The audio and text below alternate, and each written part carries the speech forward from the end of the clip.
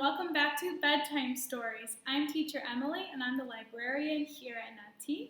And today we're going to read Last Stop on Market Street. The words are by Matt de la Peña and pictures by Christian Robinson.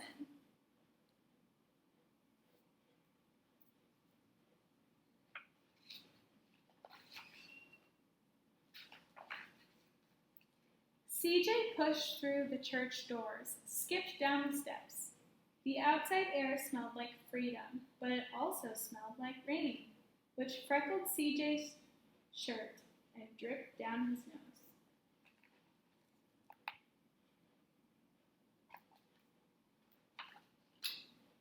He ducked under his Nana's umbrella, saying, "How come we gotta wait for the bus in all this wet? Trees get thirsty too," his Nana told him. "Don't you see that big one drinking through a straw?"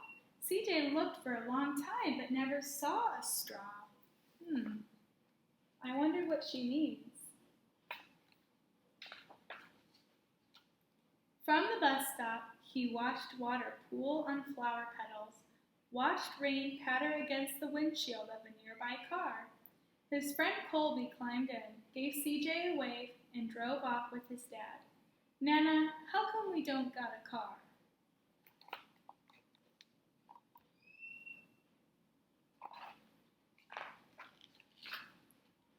"Boy, what do we need a car for? We got a bus that breathes fire, and old Mr. Dennis, who always has a trick for you." The bus creaked to a stop in front of them.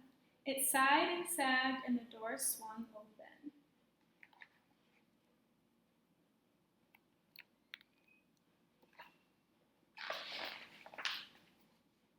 "What's that I see?" Mr. Dennis asked. He pulled a coin from behind CJ's ear, placed it in his palm. Nana laughed her deep laugh and pushed CJ along. They sat right up front. The man across the way was tuning a guitar. An old woman with curlers had butterflies in a jar. Nana gave everyone a great big smile and said, "Good afternoon." She made sure CJ did the same.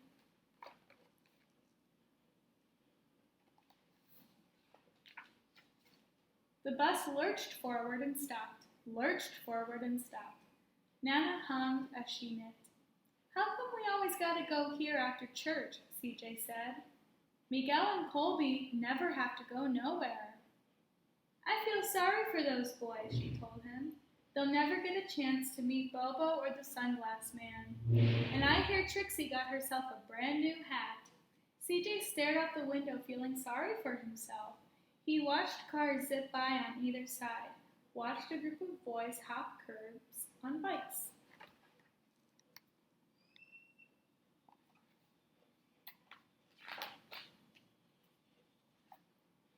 A man climbed aboard with a spotted dog. CJ gave up his seat. "How come that man can't see?" "Boy, what do you know about seeing?" Nana told him.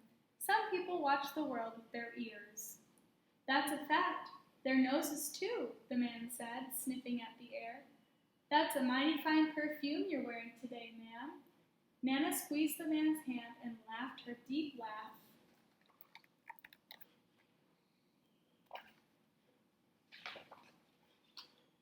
Two older boys got on next. CJ watched as they moved on by and stood in the back. "Sure, I wish I had one of those," he said.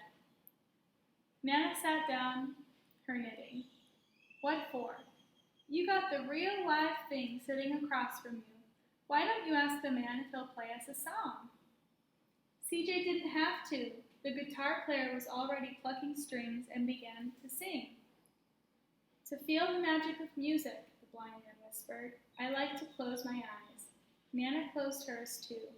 So did CJ and the spotted dog.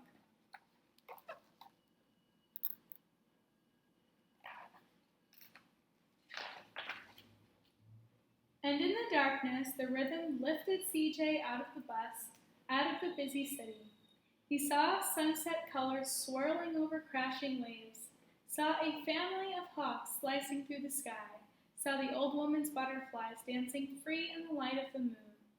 CJ's chest grew full, and he was lost in the sound, and the sound gave him the feeling of magic. Oh! So magical. The song ended and CJ opened his eyes. Everyone on the bus clapped, even the boys in back. Nana glanced at the coin in CJ's palm. CJ dropped it in the man's hat. Last stop on Market Street, Mr. Dennis called.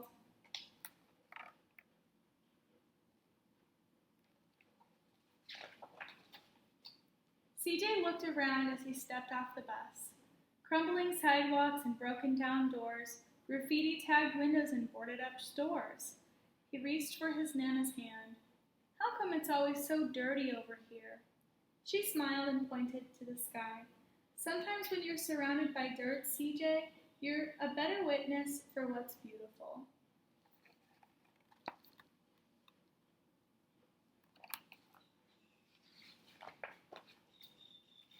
CJ saw the perfect rainbow arcing over at the soup kitchen. He wondered how Nana always found beautiful where he never even thought to look. He looked all around them again, at the bus rounding the corner out of sight, and the broken street lamps still lit up bright, and the stray cat shadows moving across the wall.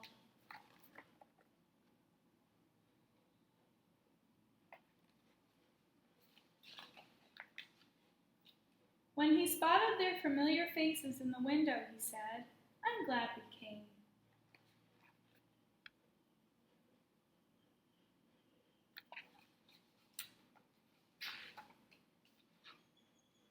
He thought his Nana might laugh a deep laugh, but she didn't. She patted him on the head and told him, "Me too, CJ. Now, come on."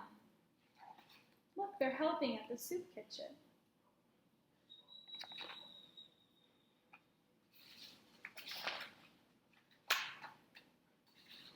There they are. Awesome. I hope you guys liked that book. I really, really did. I love this book. I'll see you next time. Bye!